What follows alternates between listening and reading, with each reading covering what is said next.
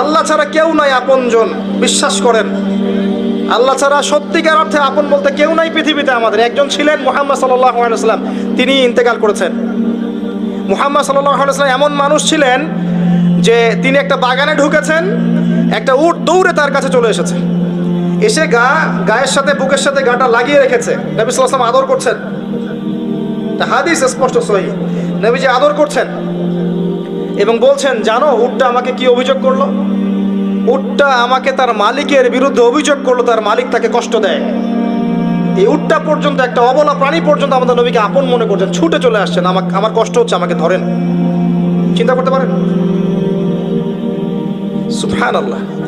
নবী সাল্লাল্লাহু আলাইহি ওয়াসাল্লাম যখন মসজিদ নববী নির্মাণ করেছেন, ওখানে একটা খুঁটি ছিল, এটা অনেকে জানেন, খুঁটি ছিল।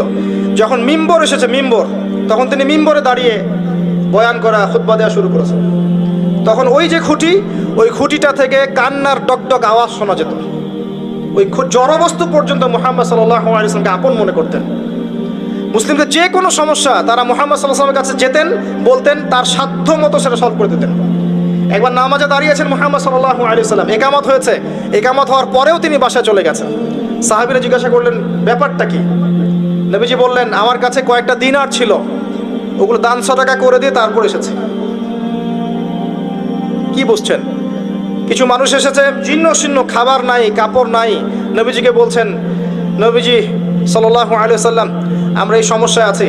নবীজি দেখে এত মায়া লাগলো, চোখ দিয়ে দরদর করে পানি পড়তে লাগলো। তিনি সাহাবীদেরকে বললেন, হে সাহাবীরা, তোমাদের মাঝে কি দানশীলরা নেই?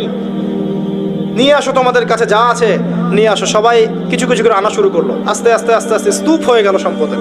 এটা দেখে নবী সাল্লাল্লাহু আলাইহি ওয়াসাল্লাম হেসে ফেললেন। এটাই তো সেই হাদিস যে কেউ ভালো বেদা চালু করলে এটার হাসানা পাবে, এটাই সেই হাদিসটা। তো নবী সাল্লাল্লাহু আলাইহি ওয়াসাল্লামকে সাহাবীরা আপন মনে করেছেন। এখন কাকে আপন মনে করবেন আপনি? আমাকে? আমার মধ্যে তো নবীর সুন্নতের 5%ও নাই। আপনাকে দেখে মনে হচ্ছে আমাকে যে আমি অনেক বড় স্কলার, মুফাসসির কোরআন অমুক তমুক।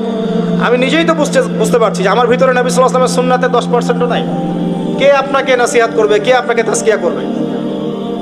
যারা এমন আল্লাহওয়ালা মানুষ, যারা এমন তাকওয়াওয়ালা মানুষ, নূরওয়ালা মানুষ, এই মানুষগুলোর কাছে গিয়ে পড়ে থাকেন, এই মানুষগুলোর কাছে গিয়ে সহবতে গিয়ে পড়ে থাকেন, খুঁজে নেন এই মানুষগুলোকে, কোথায় আছে খুঁজে নেন। আমি জানি না কোথায় আছে, আমি নিজেও খুঁজছি,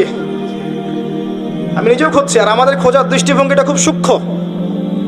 ওই যে ইমাম বুখারী দেখেছিলেন না, ওই যে ঘোড়াকে খাওয়াচ্ছেন প্রতারণা করে, হাদিস নিলেন না তার কাছ থেকে, আছে না? জানেন না আপনারা? হাদিস সার্চ করতে করতে এক জায়গায় চলে গেছেন, অনেক মাইলের পর মাইল পথ পাড়ি দিয়ে দেখেছেন যার কাছ থেকে হাদিস নিবেন সে ঘোড়াকে ডাকছে, হাতের মধ্যে কিচ্ছু নাই, কিন্তু ঘোড়াকে দেখাচ্ছে, আসো আসো আসো, খেয়ে যাও। এই যে প্রতারণা করেছে ঘোড়ার সাথে, আর হাদিস নিলেন না। তা আমরা এরকম চোখ দিয়ে খুঁজছি আর কি, আল্লাহ যেন মিলিয়ে দেয়।